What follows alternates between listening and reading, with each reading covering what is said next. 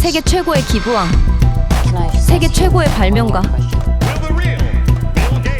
세계 최고의 부자.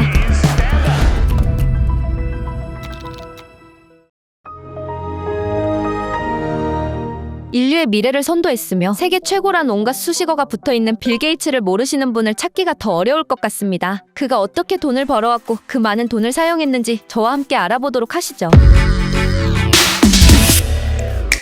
이름 윌리엄 헨리 빌 게이츠 3세. 그는 지구상에 존재하는 가장 큰 기업 중 하나인 마이크로소프트의 공동 창시자이며 원자력 발전 회사 테라파워의 설립자. 자본이 투명하게 운용되는 민간 재단 중 가장 규모가 큰 빌 앤 멀린다 게이츠 재단의 이사를 맡고 있죠. 그의 화려한 이력을 살펴보기 위해 과거로 거슬러 올라가 보죠. 때는 1955년 미국. 인류 역사의 흐름에 한 획을 그은 사람 빌 게이츠가 탄생합니다. 그의 아버지는 당시에 잘 나가던 변호사였고 총명한 어머니 사이에서 태어난 그는 항상 웃고 있어 행복한 아이라는 별명과 함께 부족함 없이 유년기와 청소년기를 보내게 됩니다. 어릴 때부터 그는 총명함과 뛰어난 지능을 내보였는데요. 지역 수학 경시대회에서 저학년 당시 전 학년 통틀어 1등을 하기도 했죠. 훗날 마치 엑셀시트가 그의 머릿속에 있는 것 같다 라고 표현할 정도로 방대한 지식을 쌓았고 어떤 분야의 전문가 그 누구와의 대화에서도 끊김없이 말을 할 수 있었다 라고 하죠. 그 비결에는 책 읽는 습관이 아주 큰 역할을 했는데 휴가를 가서도 출장을 가서도 독서를 놓지 않았고 1시간에 150페이지를 읽는 능력을 갖췄다고 합니다. 아무튼 그는 중학생 시절 인생을 바꿀 친구를 만나게 되는데 바로 마이크로소프트의 공동 설립자 폴 앨런이었습니다. He was the one who came to me and explained to me about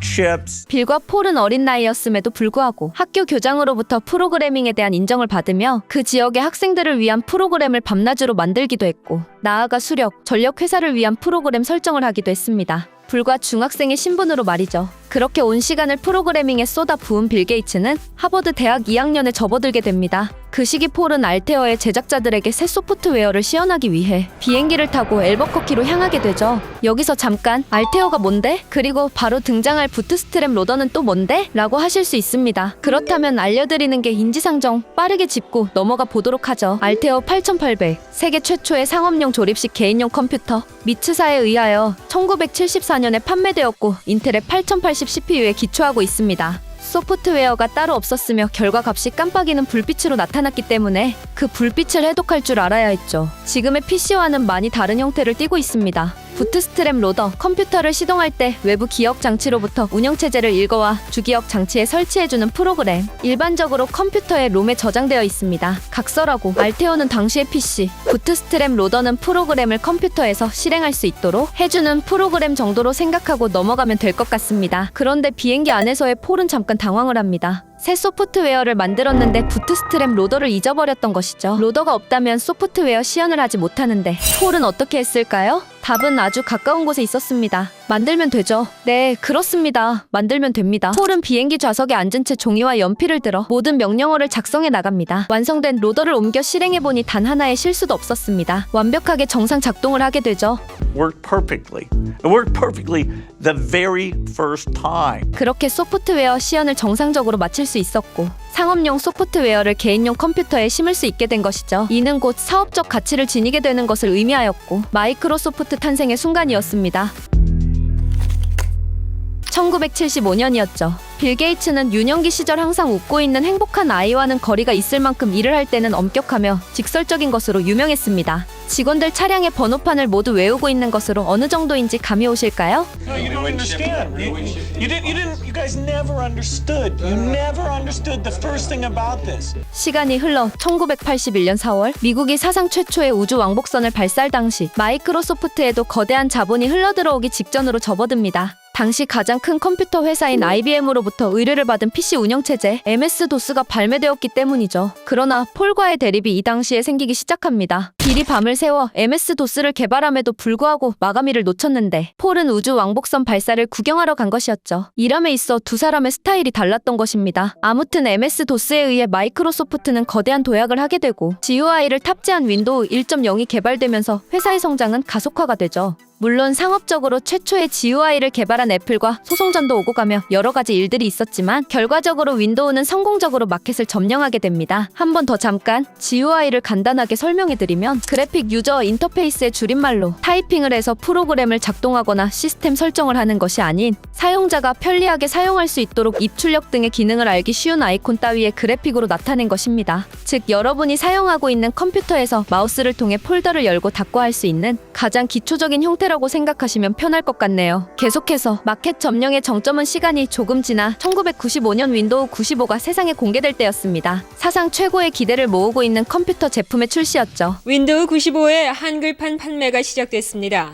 전 세계 한글 윈도우 컴퓨터 시장에 95는 일대 변혁을 Microsoft's 가져온 new Windows 윈도우 95라는 95 software. 말 그대로 윈도우 95는 초대박을 쳤고 1년 새 누적 판매량 4천만 장을 돌파하게 되죠. 사실 지금까지의 윈도우 점유율을 보면 4천만 장은 우스운 수준이죠. Bill Gates is about $200 million richer this morning. 마이크로소프트의 시장 점유율은 80%를 달성해냈고 빌 게이츠는 포브스 선정 갑부에 밥 먹듯이 올랐으며 현재도 4위에서 굳건한 자리를 유지하고 있습니다. 공식적인 그의 재산은 1340억 달러라고 되어 있네요. 하나 157조에 육박하는 금액이죠. 하지만 시장 점유율 80%에서 멈춘 마이크로소프트가 아니었습니다. 컴퓨터 운영체제 시장 점유율을 98%까지 올리게 됩니다. 아니 그래서 윈도우가 뭐가 그렇게 대단한데? 라고 궁금증이 드실 수 있습니다. 이 점도 간단히 짚어드리면 과거 그래픽 유저 인터페이스, 즉 GUI가 활성화되지 않았던 도스에서는 바탕화면이라는 개념이 없었으며 직박고리 폴더에 진입하기 위한 명령어를 입력해야 했고 폴더에 진입했다면 이전에 있었던 다른 폴더 따오기를 들어가기 위해서는 직박고리 폴더를 나와서 다시 따오기 폴더를 들어가야 했습니다.